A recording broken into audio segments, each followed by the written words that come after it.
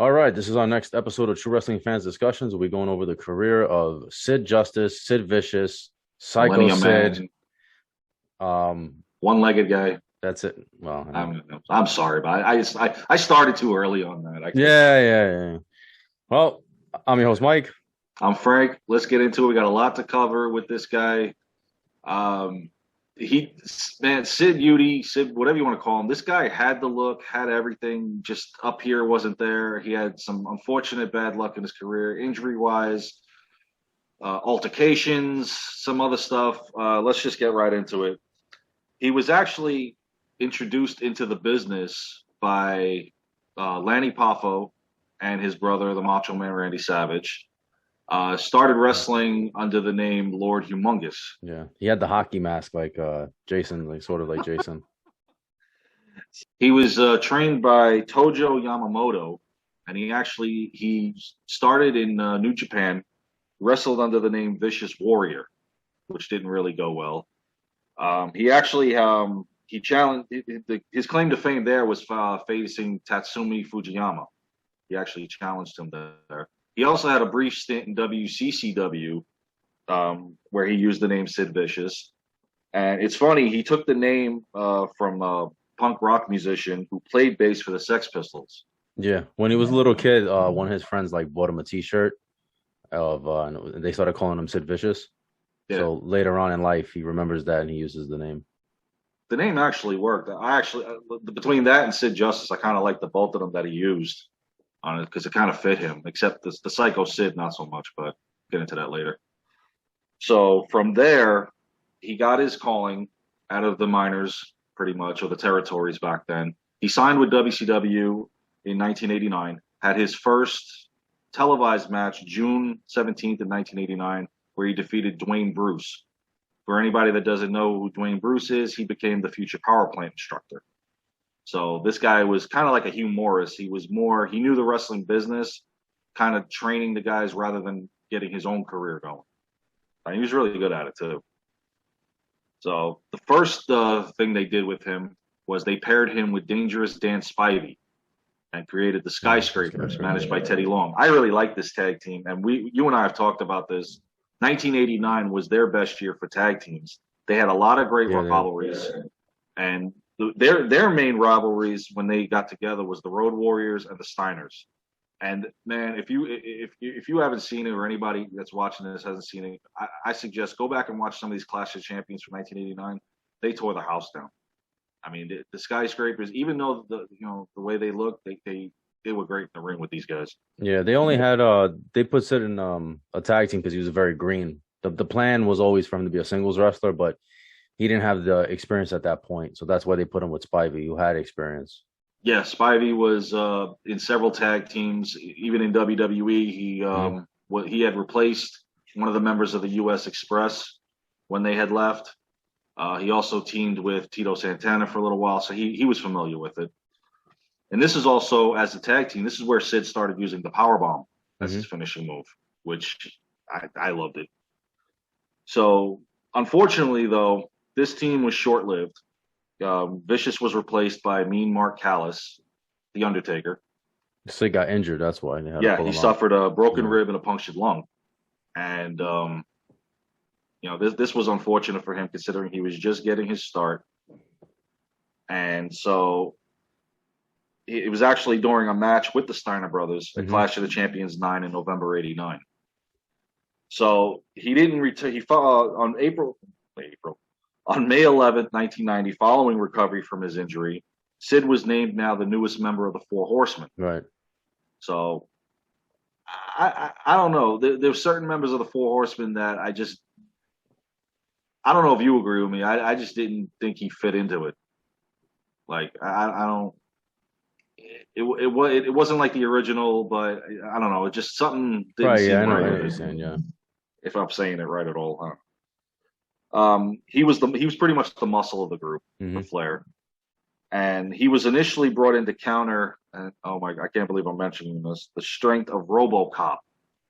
That's right. Remember at Capital Combat? Sid was in the tuxedo. I remember that. Oh Jesus. And yeah, Sid in a tuxedo enough is scary. But the whole RoboCop thing was just, oh my god. I don't know if you liked it. I thought it was just like cheesy. I know the movie was a hit at that point, but still, I don't know. I guess it's just WCW thinking.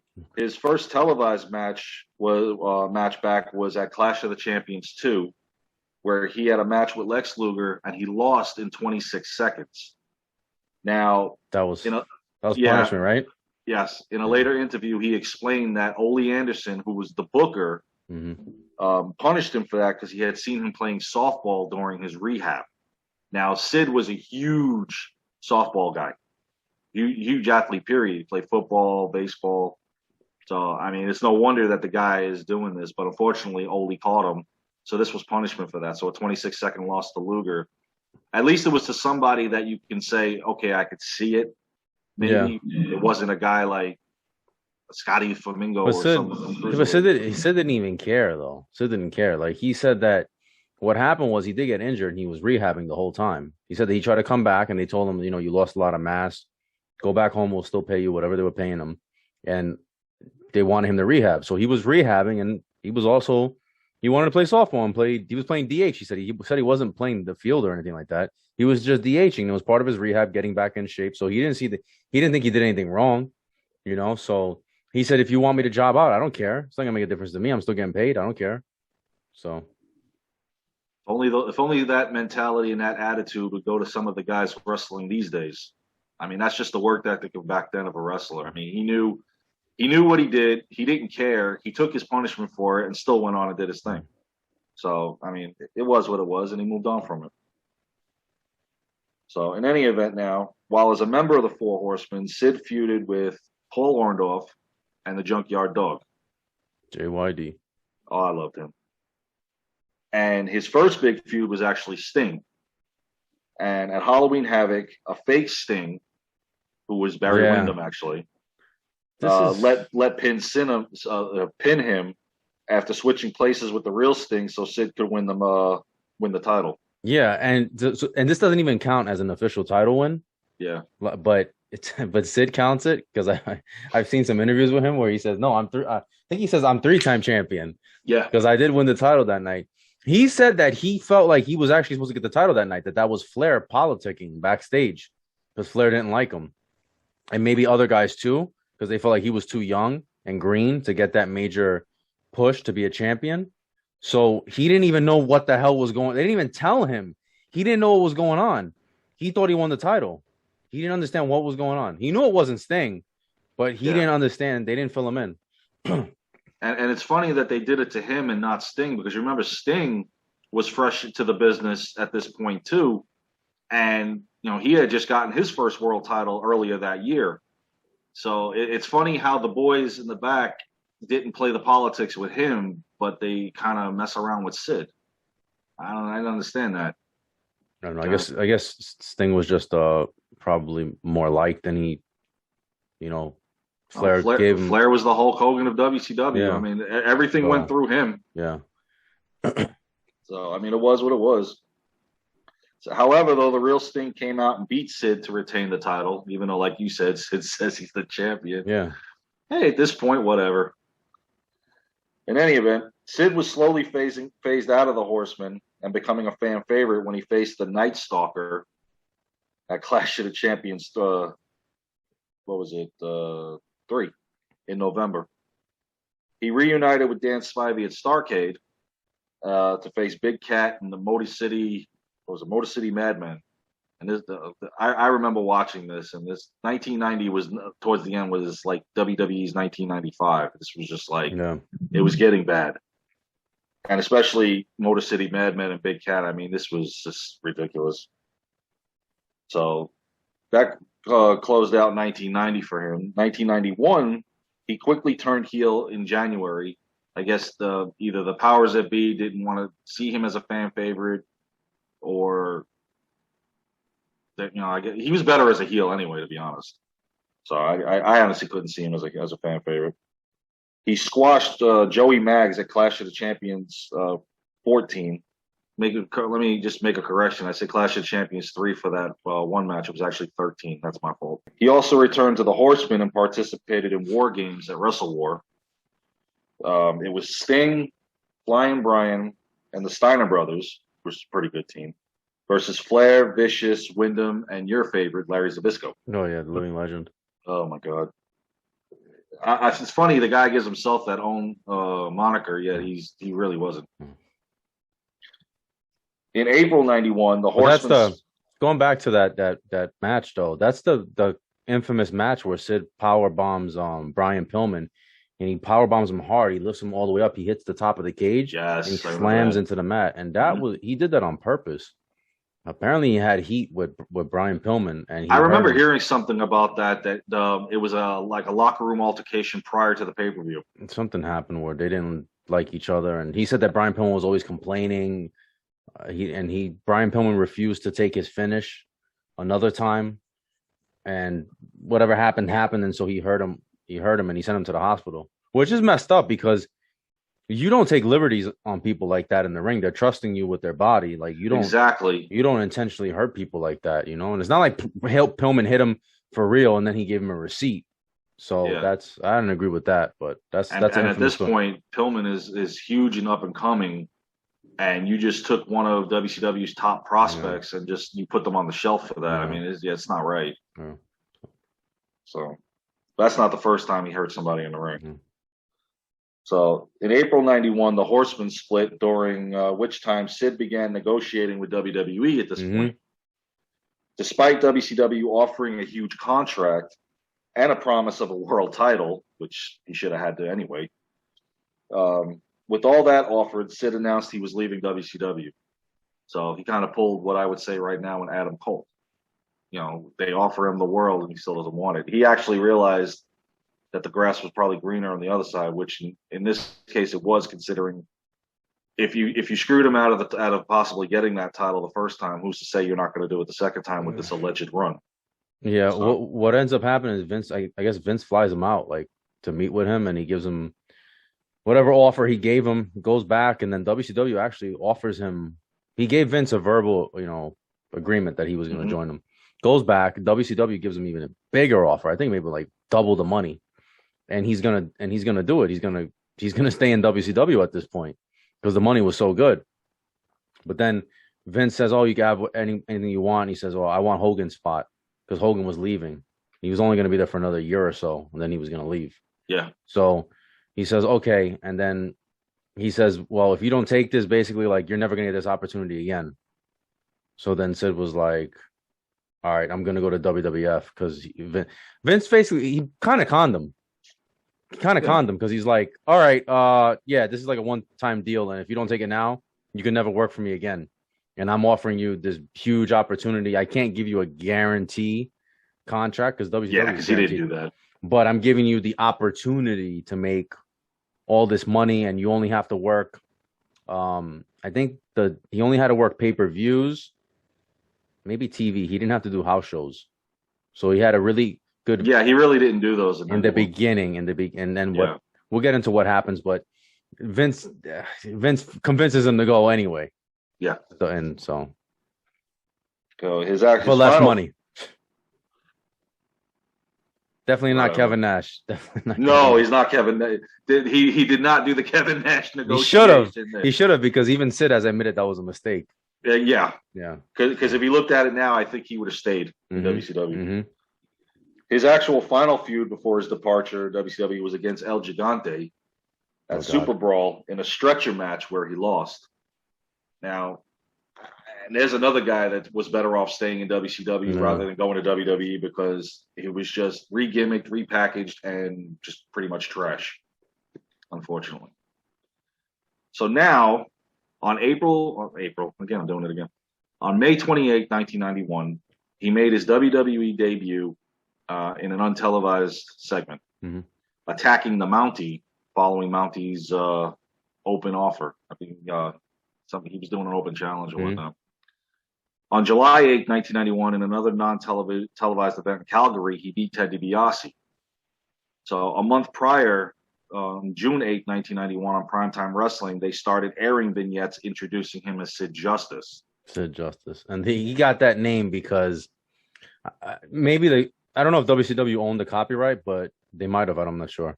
but Vince said that he was going to be a baby face, and so he had to be Justice sounded like a baby face name, and he made the comment that they wanted him to wear a cape and like beige tights or something like that. Yeah, and then he said no, and he ended up with the blue. The blue looked fine, I like the but blue. he said that he never, yeah, the blue looked okay, but I guess he really didn't like the name Sid Justice. So I thought it fit, especially when he turned heel. I really thought it fit. I don't know. Vicious sounds more vicious. No pun. Like, Well, if you no want pun to put him in intended. as a fan favorite, but Sid Vicious, Right. it's kind of hard sell for Yeah, that. yeah. I know, but Justice, yeah, whatever. Oh, would you Psycho Sid? Is that any better? Well, we'll get into why they call him Psycho Sid later on. Yeah. So on July 20th, 1991, on Superstars, Justice debuted and was announced as the special guest referee at SummerSlam for the Hogan and Warrior versus Slaughter, Adnan, and Mustafa Hmm. match made in hell. Um, Later that night, Sid saved Savage and Elizabeth from an attack from Roberts and Taker at the wedding reception, if you remember. Right, but leading up, but leading, Let me go. Yeah, let's go back a little bit before I jump to that. Go ahead, you were saying? yeah, no, leading up to it. Remember, there was the whole you didn't know whose side he was going to be on. They try to make it seem like he was going to Yeah. be on Sergeant Slaughter's side, and that whole Even the camera showed at Madison Square Garden earlier in the night that he wanted to make him from what was it First Lieutenant Justice Mm-hmm. in that whole little old age regime. And Sid, man, Sid looked. That's probably the He was best that jacked. Sid. Yeah, that's probably the best he looked, man. Man, no wonder why the steroid scandal got him the hell out of there. Yeah, he was huge, man. His traps were huge, man. He was cut up. He looked I like like $1 million. I like that tank top ref Yeah, outfit yeah. that he had on. The fans gave him a huge ovation. He had a huge pop. He looked like a star, man. And it's actually what's funny is because I mentioned this in the SummerSlam 91 review, you could honestly say that maybe the Hogan Justice thing started that night. Remember when Hogan walked into the ring, looks at him, goes, "Hey, big man," and he just throws the title at him. And I'm like, he wouldn't do this to Earl Hebner. Like, why are you doing this to him? And honestly, at this one, Sid got a bigger pop than Hogan did. And Warrior got a bigger pop than Hogan did. So, Hogan had some competition there, and I'll get into it in the Rumble here in a few minutes. That Sid was becoming bigger than he was. Sid. Well, because we'll get into it later on, but yeah, Sid he had an impact on. I mean, Sid, if you were building a wrestler, especially a Vince McMahon wrestler, he would look like Sid. Definitely, he would look. He would want them all to look like Sid. Yeah, exactly. But in some issues, though, that's a problem. What no. So because then the little guy, not a cruiserweight, but somebody like Bret Hart, that stature, that weight, wouldn't be considered a main eventer if he had all these 7 foot, 300-pound jacked up guys. I mean, sometimes that big guy is not your main eventer. I mean, yeah, but this was back then. This is right before. Oh, this was when it was all the huge guys. Yeah. So, but what ends up happening with Sid is that whole Warrior gets fired. So when Warrior gets fired, Vince goes to him and says, "Oh yeah, sorry. Remember that deal we had where you didn't have to do any of these house shows or anything like that? Yeah, we're giving you Warrior spot now, so you're gonna have to fill in wherever Warrior." This happens again later on. We'll get into that. But basically, he reneged on the deal that he had with him because he had to fill in for Warrior. He's like, "Yeah, you're gonna take Warrior spot." Well, technically he did because the supposed next feud for him was Jake the Snake Roberts, and he just assumed that role. Yeah. Because later that night at the pay-per-view, they had the match made in heaven, the wedding between Macho Man and Elizabeth, and I think Bobby Heenan said that was the match made in hell. Yes, he did. Oh, dude, we talked about it in that. I was laughing. I was livid listening to him, and you hear Piper going, "You better shut your mouth." And he goes, "She's gonna run. She's gonna run. I know it." Yeah. Bobby was the best. Yeah, Bobby was awesome. And so they don't show it on the Peacock version. You kind of have to go if you don't have it on the Coliseum video tape or the DVD or whatnot. You can look it up on YouTube because they cut out the whole reception where he's going through the gifts. Because I remember he's ripping them open. He goes, "Ooh, a blender," and she's like, "Randy, stop." She opens up the next gift. Out pops the Cobra.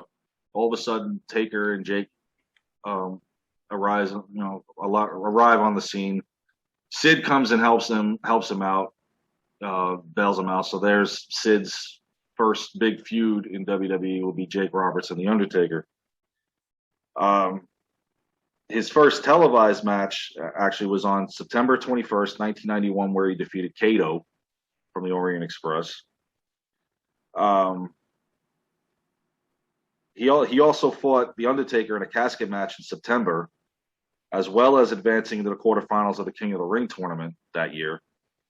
He beat Warlord in round one, but was eliminated against Taker in the next round. It was a double disqualification. And this was right around the time. I don't you remember I've shared this video a lot because this was one of my favorites in '91, where Sid Justice was facing the masked superstar, and they thought it was going to be the Undertaker because he came out and the whole place went nuts. Yep. And it turned out that the masked superstar was Jake Roberts, and they were beating him down. But remember, he went face to face with the Undertaker, and Undertaker grabs him by the neck. Sid grabs him by the neck. Yes, man. That was cool. Superstars awesome. of Wrestling. It was on Superstars, yeah. That was one of my favorite moments on Superstars of Wrestling ever, because the pop that the crowd gave and the fact that Sid was not backing down. He wasn't backing down. Sid was over, man. Big time. Sid was over. So, and then unfortunately, once again, Sid injures his bicep against Jake the Snake Roberts and was out 3 months. Yep. Because this is what made that cheesy Survivor Series match. Yeah, he was. Which, if it's 3-on-3, and I'll get to this again when we do the Survivor Series 91 review, why was that the main event if you knew it was tarnished already? Why didn't they just drop it down? Because now you just have a 3-on-3 match. You have Natural Disasters and IRS versus Bossman and Legion of Doom, and that's it. You wouldn't let Jake Roberts captain the team, and you wouldn't let Savage go onto the team to replace Sid. So I always wondered, why was that still the main event? Because the match kind of sucked without it being 4-on-4. Yeah, because we were really pushing for Savage to get it, especially after the whole snake biting incident, and Sid being out. But it was supposed to be Sid was the one that was supposed to get bit by the snake. But yes, I do remember that. But what happened was Sid with the injury, he tears his bicep, and he was supposed to save Randy Savage, and then he gets bit by the snake. That was the original plan. This is also during the time period of the famous squeegee incident. I don't know if you remember hearing about the squeegee incident. Sid tears his bicep. He just had surgery, and he's at some hotel where WCW wrestlers are at too. And Mike Graham is there, and a bunch of the WCW guys. What's his name is there? Brian Pillman is there, and Sid's drunk or whatever. And he was basically telling them how great WWF was, because they were telling me, "Oh, you should come back to WCW," and he was basically saying how great it was there. And then they got into it, and then he's like, "I can't fight you because I have a torn bicep." And he goes to his car and he gets a squeegee, and he comes back and he says, "I'll beat you over the head with this." And then there's so many different versions of this story. And apparently according to Mike Graham, he went up to Sid and he grabbed it. He grabbed it out of his hand. He said, "You better get out of here before I break this over your head or something." And Sid said that never happened, and that Brian Pillman was scared of him because otherwise he would have done something. And the squeegee incident is a very famous incident. I got to believe that Mike Graham was full of crap as far as saying he's going to beat him over the head with it. Because you ever see the size between the two of those guys? I mean, come on, really? I don't know if that happened, but again, with unfortunately years later, when you hear some of these stories, like you said, it's a lot of he said, she said. You don't know. You don't know you can only take if their word is worth it. Like, you would never believe anything Kevin Nash says. You'd never believe anything Cornette or Bruce Pritchard say. So I mean, you got to take it with a grain of salt. Yeah. So, in 1992, Sid, his bicep is healed. He returned at the Royal Rumble at the number 29 entry. And this was one of the best Rumbles ever. It was for the WWE Championship. Oh, yeah. You had Hogan and Taker coming in at no less than number 20. You had one of the best rosters, stacked, packed roster for this Rumble. Not to mention you had the new Shawn Michaels in this. And Sid Justice was just completely over on this, and they were booing Hogan. And it came down to, it was Sid Justice, Hulk Hogan, Ric Flair. Sid's sitting there watching Hogan trying to eliminate him. And he's like, you know what? I'm going to seize this opportunity. He eliminates Hogan. Hogan's throwing a fit. I mean, he's crying. "Oh, we're supposed to be brothers here." You hear Sid yell out, "Every man for himself, big boy." Now, what I didn't like was the fact that now Hogan's grabbing his arm, trying to eliminate him, and then Flair sees the opportunity, and dumps him out. And and Hogan kind of got booed for this. No, he did get booed. They didn't turn on him until he does that. Until he drags Sid out of the ring, he holds onto his arm. That's a heel move. I don't understand why they did that. And I don't know either. Because there was no way if they were going to have a match that Hogan was going to go in as the heel. No, unfortunately, they screwed that up, because why would they do that to Hogan? Like, if you want Hogan to maintain a babyface, why would you do that? And this was him really like throwing a hissy fit. Right, like you just took a toy away from a 3-year-old. Because Sid is still a babyface technically at this point. He's still technically a babyface. Mm-hmm. And he was over, and that was in Albany, right? I think it was in Albany. Yeah. And if you look back at it now, they kind of dubbed the crowd sounds. Yeah. And so if you watched it live or have an earlier copy of it, you'll know what we're talking about. But unfortunately, now they dubbed the crowd noise for Sid and the booing of Hogan. They were booing Hogan when he gets tossed out. And then apparently backstage, after obviously Flair wins and everything, backstage Hogan was screaming at Vince, saying, "How could you do this to me? You set me up. They booed me." And according to Sid said that was the night that he said, "Oh, I can't work here anymore because you made all these he told Vince, "You made all these broken promises to me, and I have a grown man crying about him getting booed. Yeah, I can't work in this environment." And then Vince was like, "Oh, can you just get me through WrestleMania, please? Just get me through WrestleMania." So, and I don't know what Hogan's problem was, because it was always slated for Flair to win it, the Rumble. So I don't understand. What do you mean? It was upset. Planned. Yeah, he said because he knew the outcome. No, he knew he wasn't going to win it. No, because they told him to pull Sid out, and he didn't know he was going to get booed. And then when he gets booed, he's like, "Why would you set me up to get booed?" Well, I don't think Vince knew that it was going to set up to get booed, because I don't think he knew exactly the fan popularity that Sid had. But either way, it was a heel move. That's a heel. I mean, but Hogan did kind of heel stuff. He would rake the eyes, always he'd bite you, he'd do stuff. Look what he did to the Undertaker to win back the belt. He threw the ashes in his face, rolls him up. I mean, Hogan was the cleanest, dirtiest player in the game. Yeah, I guess he didn't. I don't know. Whatever happened. It was just they didn't make much sense to me, because Hogan's a babyface. So why would you? Exactly. Why would you do it unless you had the intention of turning him? Which right now would be suicide. No. Yeah. So in any event, on January 25th, 92, on Superstars, Jack Tunney held a press conference. I love this segment too, to announce who would face Flair at WrestleMania. Now, I look at everybody sitting there, and as a kid, I'm 13. I knew in my heart who it was going to be that it was announced. But I'm looking at the people sitting there, and I'm like, wow, at least 3 of these guys should be in there against Flair. And you see Sid stand up thinking that he's going to get the honor. And by all means, technically, it really should have been him. Well, he was in the final 2. Yeah, it was Undertaker, Hogan, Piper, and Sid, right? Those are the 4 at the Savage. And Savage, that's right. Savage. Yeah, Savage was sick, because Savage was like, yeah. He was agitated he didn't win, but I mean, come on, dude, you sit next to Hogan, you think you're gonna get it? Come on. And Sid's over there about to accept the honor, and they say Hulk Hogan. Hogan's like, "Yes, I didn't think I was gonna get the." And then you see the look on Sid's face. Sid's tearing up that paper, and he's all mad and stuff. And this is where you start seeing him like with mad, talking through his teeth. And this was his best. This was his best promo. This is my favorite promo of Sid all time. When he cuts the promo on Jack Tunney. So Jack Tunney, what you did was bogus. The most bogus move that you've ever done. Is it because I'm not a big movie star like Hulk Hogan? That was awesome. That was great. It's great stuff. Between that and the barbershop, which I'm about to bring up, those were his best 2 things. That was great. That was great stuff. Yes. So in any event, now Sid teamed with Hogan on the Saturday Night Main Event in February, and they had squashed the beef prior to that.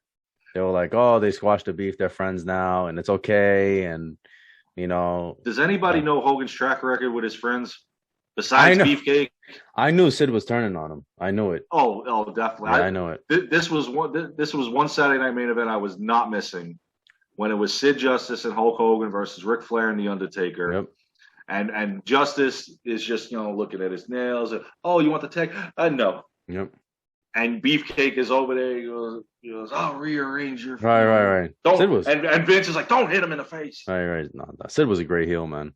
Definitely, Sid was a great heel. Just everything leading up to WrestleMania just was perfect, except the match. We'll get to that in a second. So now Sid Justice is completely heel. And correct me if I'm wrong. Didn't he? He wore the black tights in that match, or was he still wearing the blue? At WrestleMania? No. WrestleMania he was wearing the black. I'm talking about the Saturday Night Main Event. I think it was black. I think he was wearing black that night. Then that should have been the first sign. Was he wearing red? Was he wearing red? Oh, was red. Right. Okay. So they all threw us off. Yeah. Because obviously if you change your tights to the black, then he's kind of changing. So, but we all knew it was coming anyway.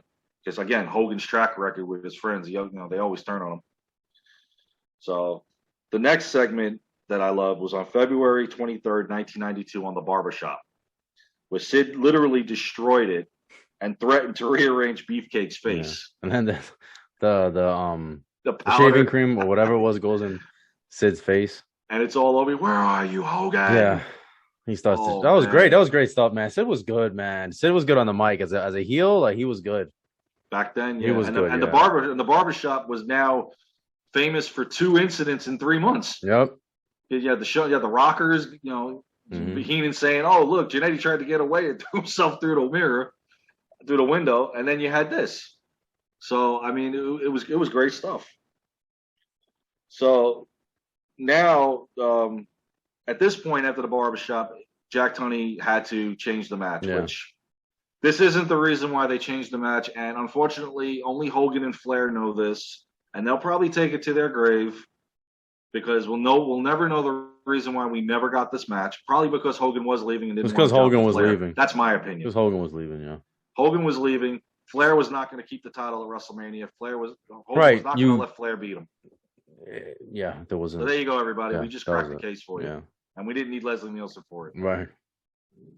So now this match was announced for WrestleMania instead, and that's when they moved Randy Savage into the number 1 contender spot. The following week, Sid hired little Harvey Whippleman. This guy was cool. I liked Harvey when he had Sid. Just look at the thing there. I didn't like Sid Harvey after the fact, but here it was pretty good for him to be his manager. Sid began a post-match gimmick going forward to WrestleMania, where he would further destroy his opponents by giving them another powerbomb and then placing them on a stretcher. Yeah, I remember them having a compilation. Yes. Of all the jobbers that Sid gave the power bomb to. While they played his music. Yeah. And Virgil was one of them. Poor Virgil. All the jobbers and Virgil. Yeah. Poor Virgil. And Virgil, I think, got the worst of it. Yeah. I mean, this was worse than watching Lesnar do it to Rey Mysterio and Zach Allen. I mean, this was bad. Yeah. Poor Virgil. So, in any event now, you go to WrestleMania 8. Justice loses by disqualification. We've gone through it before. The ending was botched thanks to Papa Shango. The match just wasn't good because you had 2 guys that are kind of like similar styles, like the big guy kind of style of wrestling.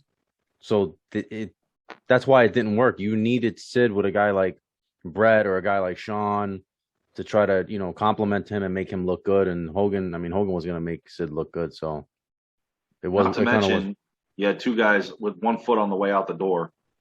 Yeah, Sid. I mean, Hogan Sid said, for sure. Sid not so much. At least not yet. But Sid is funny because Sid said that he would he was leaving, and then he says that he contradicts himself because he said he was leaving already, and then he says, "Oh, it was because of the Ultimate Warrior that he left."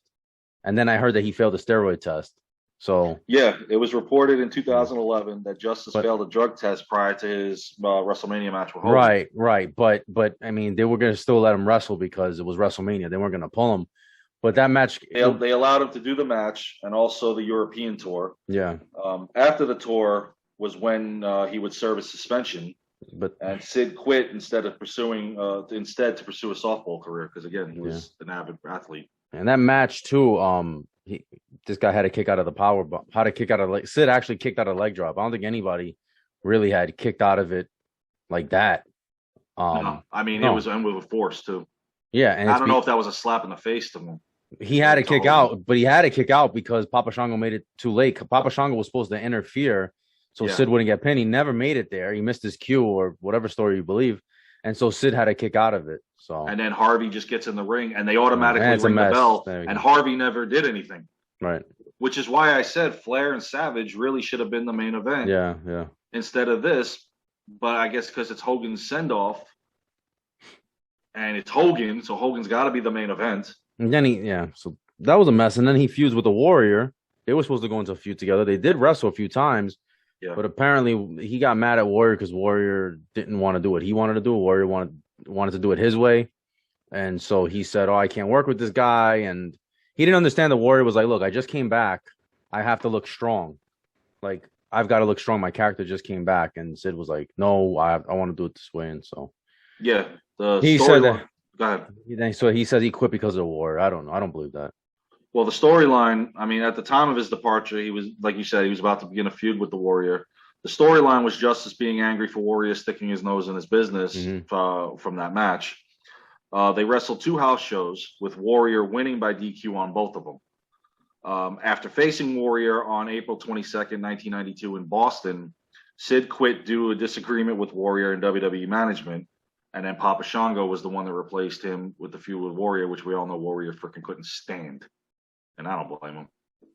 But yeah, that whole thing was a mess. And even on the European tour, Sid Justice got The Undertaker, but it wasn't the same like it was when they had in 91, because now Undertaker's the face, Sid's the heel. Right, yeah. It lost a little bit of the spark that we saw several months back. Yeah. So in any event now, he's gone from the WWE.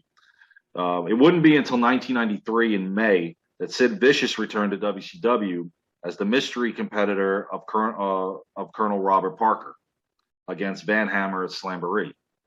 Sid defeated Hammer in a stretcher match, what he's famous for. After this, he reignited his feud with Sting. Over the summer, and this was funny because I actually like this storyline. It was Vicious and Vader versus Sting and the British Bulldog. Yes, and I loved the King. I love the way these the 4 of them got in the ring with the King of the Power Bombs. Yes. Yeah. Yes, definitely. Yeah, that's some talent in that ring, boy. And you ain't kidding. And I Fall Brawl in a War Games match, and I really like this one. And is that the one where when Sting and Bulldog come out with those cool jackets? That Sting has the USA jacket and Bulldog has the England flag, the Union Jack jacket. And I think it says Bulldog on the. It might say Bulldog on the back. I don't remember. Yeah, they had the jackets on. Mm-hmm. Notice I'm eliminating a segment here. I ain't talking. Oh. No, you have to bring it up. I'm going to bring it up. I'm going to tell you why. Go ahead. We're there. Say what you want to say about Sid. He's the only one that didn't break kayfabe. If you notice, Sid stayed serious even after Shockmaster busted his ass. Sid is still in character, and everyone's laughing, and he is locked in character. I'll give him credit for that. Yeah, because the whole thing was they interview their opponent. The wall didn't break properly. Right. He comes through with a Star Wars helmet. There was a 2x4 on the bottom of the wall. I think that was the problem, and so he busts through and he trips over. Yeah, and so now this has pretty much been botched. And I forgot who it was. So you hear somebody say something in the background, and the microphone caught it. Yeah.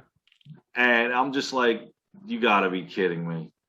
So here comes Typhoon or Fred Ottman, whatever, coming in as a Shockmaster. He said it didn't break. Give him the credit for that. Yeah. I know Harlem Heat did a little bit because one of them was laughing. Yeah. Well, they weren't Booker T and Stevie Ray at this point. They were Cole and Kane, I believe.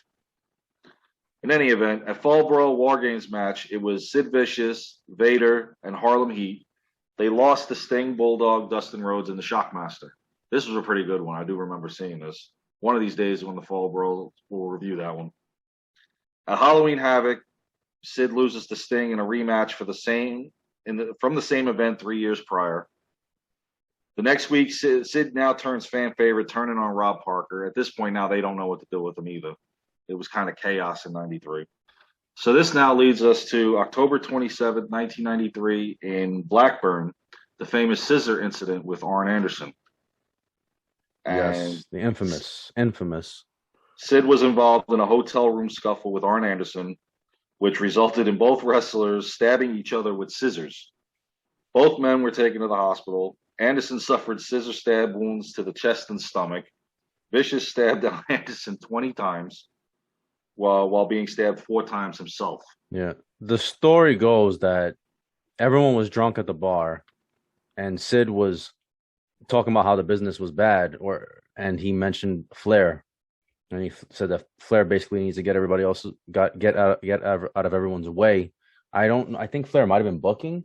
He was either booking or he had some sort of influence. And so Arn was drunk too, and Arn was upset. So Arn supposedly hit him with a glass, smashed him in the head with a beer bottle or just a glass. They got into a fight. I guess it gets broken up. Sid is still angry about it. He goes to his room and he gets a wooden chair and he breaks the leg off the chair. And then he goes to Arn's room. And then Arn came out, and I guess he hits Arn. There's so many different versions of the story. Supposedly, yeah, there seriously was. Supposedly, according to Sid, he didn't hit him with it, and Arn came out, and then Arn stabbed him, and then he hit him. I don't know. Apparently, the story that's kind of consistent is that Arn Anderson is the one who grabbed the scissors and stabbed Sid a couple times, and then Sid took the scissors from him and then just kept stabbing him. And I think it was Too Cold Scorpio that basically saved Arn Anderson's life. And then, according to Vader, after the fight was separated, this guy Sid was actually messed. Sid had a pretty bad stab wound himself, and he went into the bar, and that Vader saw him and saw he was gushing blood, and he like stuck his thumb into the hole that was in his body, and they called 911, and then they patched him up. So Vader says he saved Sid's life, and Sid was like, "Oh, I don't know if he did or he didn't." I don't know. The whole thing was insane. And then he said that the cops wanted him to press charges in the hospital, and Sid was like, "No, I don't want to press charges." And he's like, "Well, this guy's fine. He doesn't have a scratch on him." So Sid said, "Okay, I'll press charges." And they were supposed to come the next day, and he was supposed to fill out the paperwork. But a nurse told him like, "Hey, your friend, your buddy, or whatever, he's pretty messed up." And then he walked, I guess, by his room and saw that Arn was pretty messed up. So then the next day, he told the cops, like, "I'm not pressing charges." Like he said they basically lied to him just to get him to press charges, saying that, he was fine. And but then he says that Arn Anderson sued him when he got back to the States, that Arn Anderson sued him, but that the lawsuit didn't go anywhere because it was kind of like self-defense. They were, so they were both in the wrong for this. So yeah, that's crazy. Like, and what's funny is, regardless of who started it or whatever, Sid was the only one that got reprimanded for this, because as a result of that, he was released from WCW. Yeah, but Sid said that that's not necessarily true, that they wanted him to take a pay cut after the incident. Yeah. And that he refused to take a pay cut because I think he was working on a non-guarantee. He was working on like one of those contracts where he's just getting paid as he goes along, but he's not technically under a contract. And it was time to actually sign a contract, and that they wanted him to take a pay cut, and he refused, and so he got let go. I think that they basically, if I believe Sid's version, I think they kind of lowballed him because they knew he was going to quit. But either way, the end result is that he's not working over there. You also have to assume that Arn Anderson was in better graces with the company, especially because of Flair, that they were going to choose Arn Anderson over him. So that's just me thinking, Sounds right. Imagine if he would have killed, but think about this, how crazy this is. If he would have killed Arn Anderson, he went to jail for murder. Oh, yeah. Or vice versa. Well, just the fact that you stabbed the man 20 times. You're not. He said that he blacked out. It's possible. It's possible if anybody's ever been in a fight. I mean, and you see red. I mean, sometimes you don't know what you're doing. No, but not only that, if somebody's stabbing you, you're gonna stab him back. Right. So it's. But what was Arn Anderson thinking? And I think Arn refuses to talk about this too. Like, they're trying to get a dark side of the ring about. I would love to see this. Yeah, they're trying to get a dark side of the ring about this incident, and Arn Anderson doesn't refuses. Want to do it. He doesn't want to do it. So. You gotta wonder, is he got something to hide?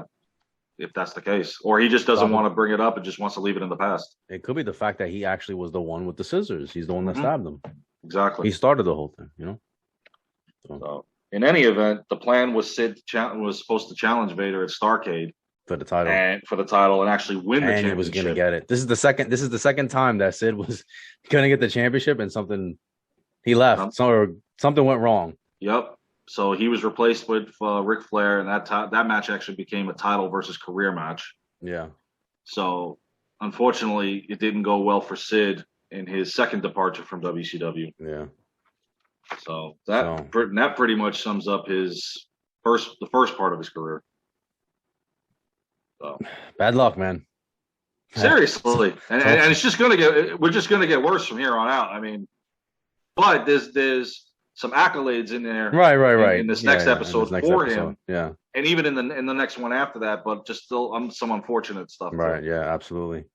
So you guys let us know what you think about this early part of Sid's career, and we'll be coming with part 2 next. So make sure to like, comment, share, subscribe, and see you guys soon. Take care, guys.